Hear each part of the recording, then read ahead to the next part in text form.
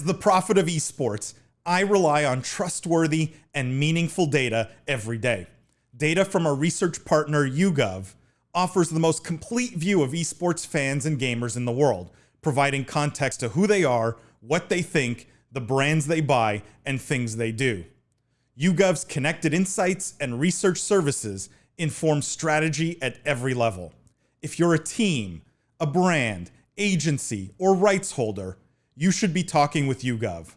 Their partners measure and maximize ROI and are telling compelling stories with data. Visit yougov.com/gaming-esports to learn more. Ty says they're a good group of people at DICE in Stockholm. Once visited the studio for Bad Company, and I love Mirror's Edge. Hopefully they can recover from this. Well, Ty brings up, I think, the next question I had for you guys, which is when we look at all the big franchises, right, in this cycle, Battlefield, now EA has admitted disappointing failure, right? Activision Blizzard, latest COD, they've said did not meet expectations, right? Not as successful as the last one. Halo, we don't really know the numbers, but we know the player base is stagnant, or at least that's the rumor, right? That it's not that there's trouble in the waters there. It's not like people are throwing themselves at playing the game every day.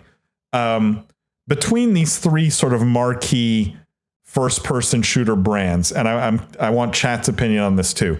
How do you guys rank them 5 years from today in terms of like?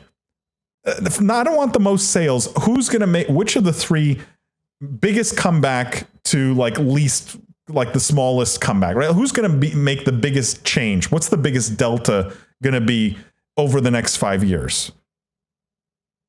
Where will we see the biggest movement between these three brands? I'm excited to hear what chat says. I can go first. The Call of Duty will continue to do well. I don't know if we're going to talk about it, but we might as well talk about it now. There was a story out there. The Call of Duty is going to skip a year in 2023 for the first time in 15 years. Allegedly, this had nothing to do with the Microsoft acquisition, although that is hard to believe that they would have been doing this if they had not had the Microsoft acquisition, because the stock would have gotten killed in addition to delaying the Blizzard games. Having said that, I think this is a smart move for Activision. We've seen in the past, like titles like Assassin's Creed, when they've gotten a little stale, take a year off, give the developers a little more time to innovate, create a better game, and really come back really strong. I think you're going to see that with Call of Duty. It'll probably inevitably move to either like a 2 or 3 year dev cycle / generally more of just a live service. So Call of Duty plus under the Microsoft umbrella on Game Pass, I think it's going to come back better than ever. Feel really strongly about that. If we're talking 3-5 years from now, I would go second would be Halo. I don't think Halo is going to be, it's not going to be what it once was, but Halo will still have a presence, still have, a lot of nostalgia with Halo. People just love it. And my hot take is that Battlefield won't exist. I don't know that we'll ever see another Battlefield. You think 2 sort of disappointments in a row is enough to sink the franchise? I think it's very possible. I mean, EA already has Apex Legends as their marquee shooter. They've sort of revamped their whole shooter franchise and put it all under Vince Zampella, who has no But isn't he doing Battlefield now? He has no real attachment to I'm not saying EA is not going to have another shooter besides Apex. I just don't know. They might bring back Bad Company, or maybe they, just some other rebranding. If there's one thing video game companies are good is rebranding and remastering like basically the same stuff. So I'm not saying they're not going to have a game like Battlefield. Yeah. I just think it's entirely plausible that it just won't be called Battlefield. And that team at DICE has been decimated. I mean, Patrick Soderlund, who was the founder of DICE, left, I think, in 2019. And as I understand it, he basically started a studio across the street. And I forget what it's called, but they've just been picking off people for the last 3 or 4 years. And it just hasn't been the same since. They've failed with Battlefield 5, and then they've failed with 2042 or whatever it's called. So yeah, sorry, I've been rambling. That's my hot take. Battlefield won't exist. COD's going to crush it. Halo will be mediocre.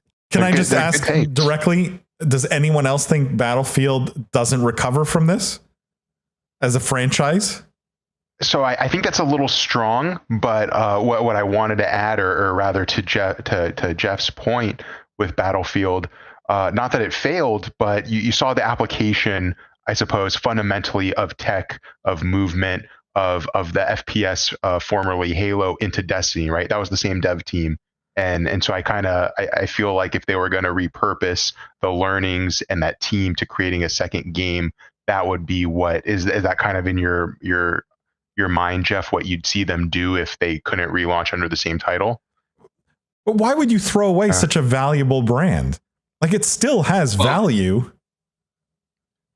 I mean, does it? There's a lot of people who buy and pre-order Battlefield and who would, despite, I think, the like, why I'm confused. You guys think the negative sort of energy around the whole the Battlefield name itself is so strong that it's not even worth making another game with that name on it?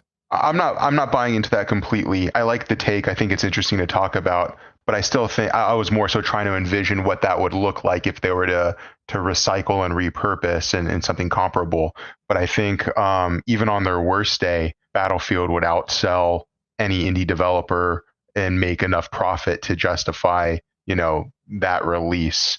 So they would need a few more tragic screw ups, I think, before we'd ever see the IP just completely being rebranded, or not even rebranded, but rather abandoned, and then something else happen. So I don't know. I don't know if anyone's too big to fail, right? You don't wish that upon people, but it's certainly a possibility. But back to the premise, I think in the underlying question, it's fun to root for Call of Duty because they've been around for so long and you've seen them have great titles released. And then, most recently about 3 years ago when Warzone first launched. The only reason why going under the Microsoft umbrella doesn't give me the same amount of hope is because the one that you're comparing them against, Halo, is already under the Microsoft umbrella and hasn't really done much. I mean, yeah, it's cool right now recently, but it's been a long time since it was. And they didn't even release a battle royale. So I just don't know what's going on there. I feel like a lot of the hype right now is because of nostalgia, is because COD sucks, is because I mean, they didn't have a battle royale because they were all working from home. Jimmy, what were they supposed to do? People got to eat lunch and watch Netflix all day. But I personally, like my squad, we were really hyped on. We played COD for years, played Destiny for years, but played COD for years. Played a lot of Halo recently, and we're already looking for the next thing. Just not capturing that attention. I'm sneaking in games of Apex every chance I get. It doesn't get the love I think it deserves, but yeah. Let me. Sorry, go ahead, Lindsay. Oh, I was just going to say, I think that the way you phrased the question as it being the biggest delta, the biggest change over the years, I think Battlefield, to me, has the least likely chance to have the biggest delta. I don't necessarily think it's going to fail, but I think that the couple missteps, their strategy now is probably just to make a good game and get it out there. The fans will buy that, but is that a huge delta? Not really. I sort of feel the same way about COD a little bit, and talk about, again, biggest delta. COD is probably going to continue to beat expectations and sell a bazillion games, but that's not necessarily a huge change from the things that they've been doing. And if you had asked me before the Sony acquisition of Bungie, I probably would have said that Halo would have the biggest delta, just because the hype around it and the nostalgia and the fact that they're entering into other entertainment spaces. Like, everyone's excited for this show. That's true. That is a good point. That is a good point.